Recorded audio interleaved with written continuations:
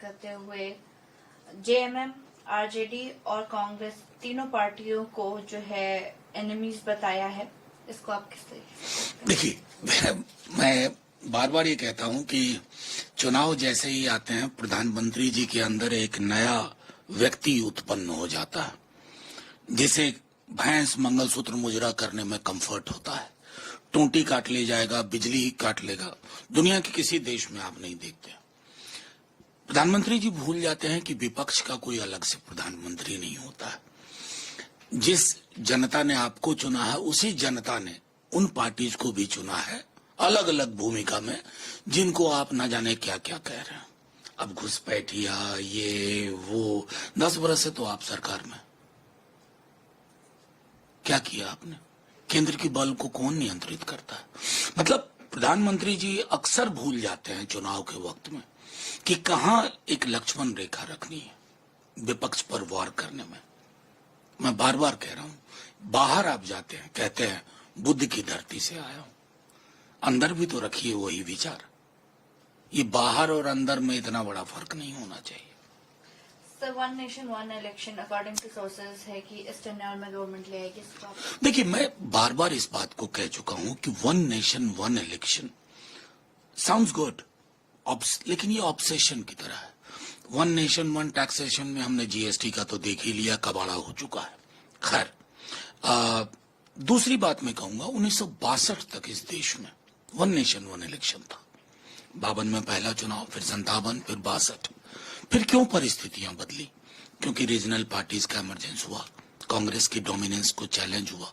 मैं एक उदाहरण देता हूं। आपने कर लिया, मान लिया कि आपने कर लिया one nation one election. Uttar Pradesh में चुनाव होता है, किसी को बहुमत नहीं आता है, क्या करेंगे आप? राष्ट्रपति शासन लगा देंगे आने वाले 5 साल तक। जनता को अपनी चुनी हुई सरकार नहीं चाहिए होगी। और अगर फिर से चुनाव होता है तो वन नेशन वन इलेक्शन का क्या होगा?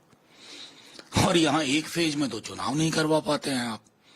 2 जगह चुनाव मुलतवी कर दिया, 2 जगह करवा रहे हैं, ना जाने किसके इशारे और किसके इरादे के हिसाब से। तो ये बहुत ही, मैं समझता हूं कि क्या ये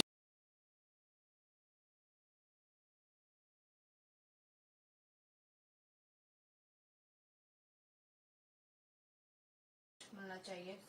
मगर दूसरी तरफ धर्मेंद्र प्रधान ने जय सैनी जी का, तो फिर आगे आप किस तरीके से देखेंगे? मैं क्या कहूं, बेचारे अनिल विज जी इतनी मुश्किल से तो पहली बार बोले और फिर उनको चुप करा दिया गया। ये ठीक नहीं है भाई। मतलब एस्पिरेशन है उनकी, कम से कम बोलने तो देते। हालांकि पार्टी ही सत्ता में नहीं आ रही है तो मुख्यमंत्री तो दूर की बात है। Sir, union minister Ravneet Bittu ji ने जो है राहुल गांधी जी को नंबर 1 टेररिस्ट।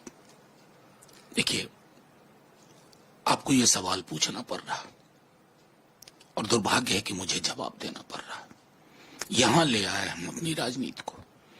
बिट्टू जी नए कन्वर्ट हैं। अभी नए कन्वर्ट की अपनी चुनौतियां होती हैं।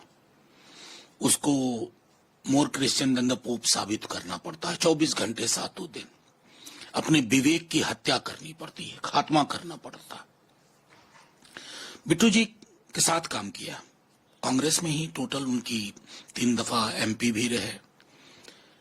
ये जुबान क्यों बोलनी जरूरी है? बीजेपी में एक्सेप्टेंस बढ़ाने के लिए ये इतनी बड़ी कीमत? कहीं तो एक ड्रॉ करिए लाइन। हम राजनीतिक विरोधी हो सकते हैं, दुश्मन नहीं रे भाई, दुश्मन नहीं है। आप एलओपी को आतंकवादी कह रहे हो, क्या समझ है आतंकवाद की? जिसके परिवार ने सब भटका। खैर, आजकल उम्मीद नहीं रहती है कि कोई कोर्स करेक्शन करेंगे, लेकिन प्रधानमंत्री जी समेत तमाम लोगों को अगर ये नागवार नहीं गुजर रहा तो ये नागवार गुजरना चाहिए।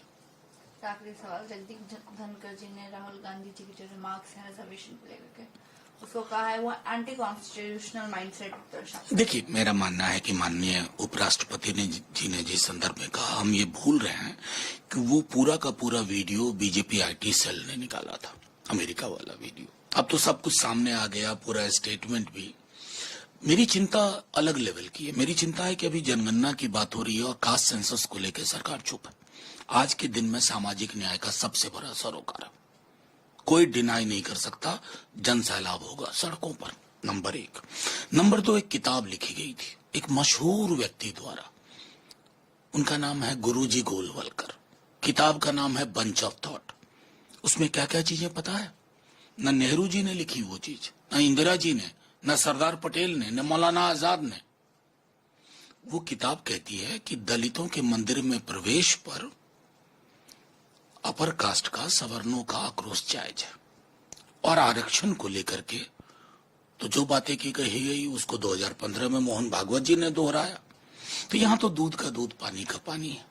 सामाजिक न्याय की धारा बहुत बलवती है और लाख बीजेपी आईटी सेल कुछ कर ले, वो धारा मजबूत होगी।